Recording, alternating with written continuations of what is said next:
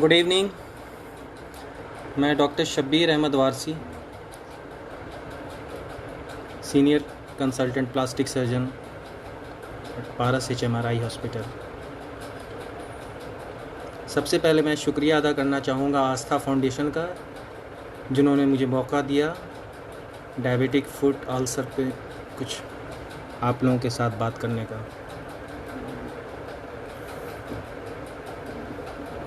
तो पहले जानते हैं कि ये डायबिटिक फुट अल्सर क्या है। डायबिटिक पेशेंट में कभी कभी पैर पे ज़ख्म बन जाता है, जो काफ़ी मुश्किल पैदा करता है। अगर सही से उसका केयर नहीं किया जाए तो कभी कभी पैर भी काटने की ज़रूरत पड़ जाती है। तो इसका इलाज बहुत ज़रूरी है।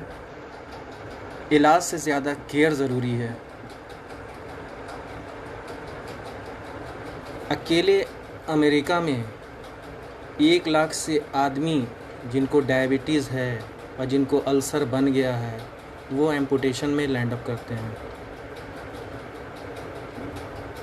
तो इसका केयर बहुत ज़्यादा ज़रूरी है। तो केयर करने के लिए क्या करना होगा?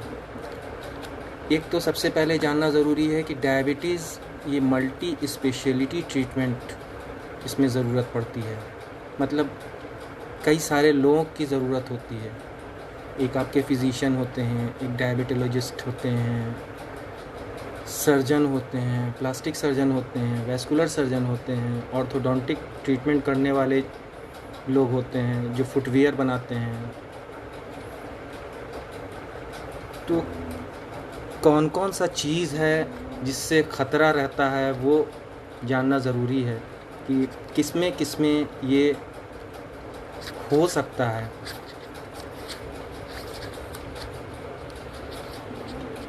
तो सबसे पहले तो जिनका ब्लड शुगर कंट्रोल नहीं है उसमें ये हो सकता है, जिसमें ऑलरेडी डायबिटिक न्यूरोपैथी डेवलप कर गया है उसमें ये हो सकता है, जिनका विज़न लॉस हो गया है उनका हो सकता है। इसमें पैर में बहुत मामूली सा चीज़ होता है, हल्का सा अल्सर बनता है जो धीरे धीरे फैल जाता है। सेलुलाइटिस होता है, वो ज़्यादा बड़ा हो जाता है।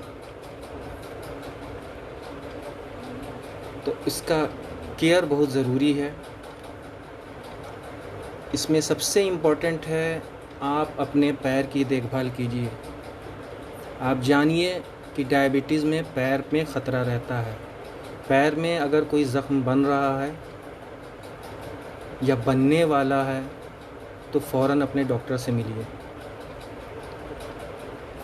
डेली आपको अपना पैर को एग्ज़ामिन करना है, डेली उसको साफ़ करना है।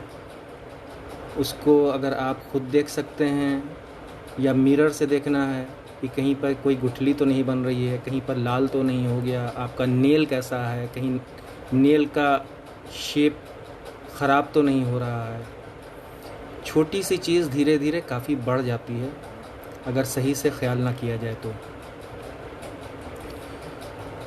पैर की देखभाल बहुत ज़रूरी है। उसे क्लीन करना है, उसे ड्राई करना है, सूखा नहीं रहने देना है, कोई भी मॉइस्चराइज़र लगाना है। अगर कहीं पर फट रहा है पैर तो उसका केयर करना है।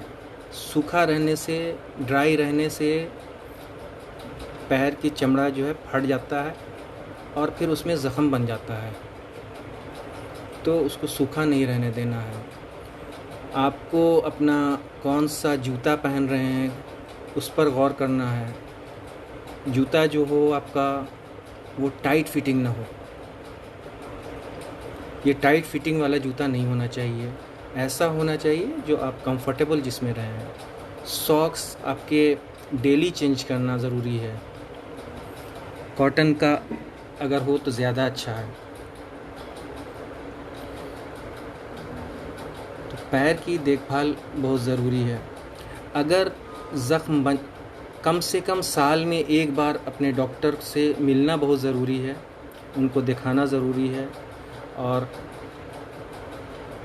आप जब डॉक्टर के पास जाएं तो इस तरह से जाएं कि आपका पैर जो है खुला हुआ हो, कि डॉक्टर की एक बैग निगाह वहाँ पड़े, अब वो उसको एग्ज़ामिन करे। पैर का एग्ज़ामिनेशन बहुत ही ज़रूरी है। उसमें हम लोग क्या देखते हैं, हम लोग देखते हैं वहाँ पर कि नब्ज़ को टटोलते हैं, देखते हैं कि खून का दौरान सही आ रहा है कि नहीं, कोई कहीं पर कहीं सुन्न तो नहीं हो गया है, कहीं पर कोई फिशर तो नहीं बन गया है, कोई अल्सर तो नहीं बन गया है। ये सारी चीज़ें एक डॉक्टर या प्लास्टिक सर्जन, चूँकि हम लोग प्लास्टिक सर्जन जो है किसी भी क्रोनिक वुंड को मैनेज करते हैं, और ये डायबिटिक फुट अल्सर भी क्रोनिक वुंड में आता है। तो प्रेफरेबली 1 साल में एक बार ज़रूर आप अपने प्लास्टिक सर्जन को जाकर के अपना पैर दिखाएं कि कैसा है, कहीं कुछ गड़बड़ तो नहीं हो रहा है। बाकी टाइम में आप अपना शुगर कंट्रोल रखना है, डायबिटीज़ के जो स्पेशलिस्ट हैं, डायबिटोलॉजिस्ट हैं या फिजिशियन हैं, उनसे मिलते रहना है। लेकिन साल में एक बार अपने प्लास्टिक सर्जन या जनरल सर्जन से मिलना ज़रूरी है।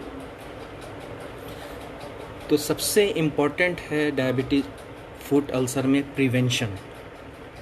Prevention is always better than cure. तो प्रिवेंट करना है कि ये चीज़ पैदा ही नहीं हो। और अगर ये चीज़ हो गई है तो काफ़ी, अगर ये शुरू की स्टेज में पता चल जाता है तो इसको काफ़ी हद तक हम लोग कंट्रोल कर सकते हैं। तो सबसे पहले तो प्रॉपर फिज़िकल इवैल्यूएशन करना ज़रूरी है। इसमें देख करके हम लोग पता करते हैं कि क्या है। उसके बाद कुछ टेस्ट है जिसका हम लोग सहारा लेते हैं, जैसे अल्ट्रासाउंड करा करके देख सकते हैं, डॉपलर करा करके वेसल्स कंडीशन देख सकते हैं। अगर किसी केस में हम लोग MRI भी कराते हैं कि सॉफ्ट टिश्यू में कुछ ख़ास प्रॉब्लम तो नहीं हो गया है। टेस्ट के बाद ट्रीटमेंट की ज़रूरत पड़ती है। ट्रीटमेंट में अगर कोई ज़ख्म है तो सबसे पहले उस ज़ख्म को हम लोग साफ़ करते हैं। प्रॉपर डिब्राइडमेंट जिसको बोलते हैं, उसको डिब्राइडमेंट हम लोग कई तरह से करते हैं। एक तो सर्जिकल हम लोग डिब्राइडमेंट करते हैं, जो भी ख़राब टिश्यू है उसको हटा देते हैं, या कभी कभी उस केमिकल डिब्राइडमेंट करते हैं, कुछ दवा लगाते हैं, ड्रेसिंग करते हैं, वैग ड्रेसिंग करते हैं। जब ज़ख़म ठीक हो जाता है, और कभी कभी ज़ख़म इतना बड़ा होता है कि उसमें हम लोग को ग्राफ्टिंग करनी पड़ती है, या कहीं से दूसरी जगह से लेके मांस लगाना पड़ता है। एग्ज़ामिनेशन के दौरान हम लोग ये भी देखते हैं कि कहीं कोई डिफ़ॉर्मिटी तो नहीं पैदा हो गई है। डिफ़ॉर्मिटी अगर पैदा हो गई है तो उस डिफ़ॉर्मिटी को दूर करना बहुत ज़रूरी है, क्योंकि अगर डिफ़ॉर्मिटी को दूर नहीं किया गया तो वो आगे चल के ज़ख़्म को और भी ख़राब कर सकता है, माने और ज़्यादा ज़ख़्म बन सकता है। तो इसमें हम लोग ऑफलोडिंग करते हैं। ऑफलोडिंग 2 तरह से किया जाता है, एक इंटरनल ऑफलोडिंग होती है, एक एक्सटर्नल ऑफलोडिंग होती है। एक्सटर्नल ऑफलोडिंग में ख़ास तरह का फुटवियर बनाया जाता है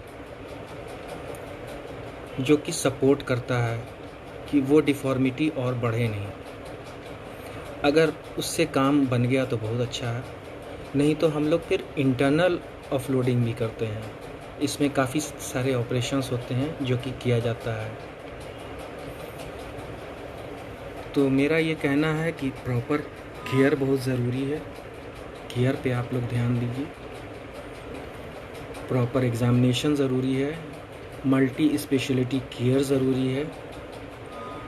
इससे घबराना नहीं है, इसको फेस करना है।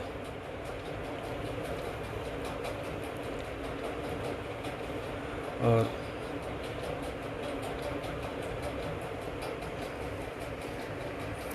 अपने डॉक्टर से नियमित रूप से मिलते रहना है। Thank you.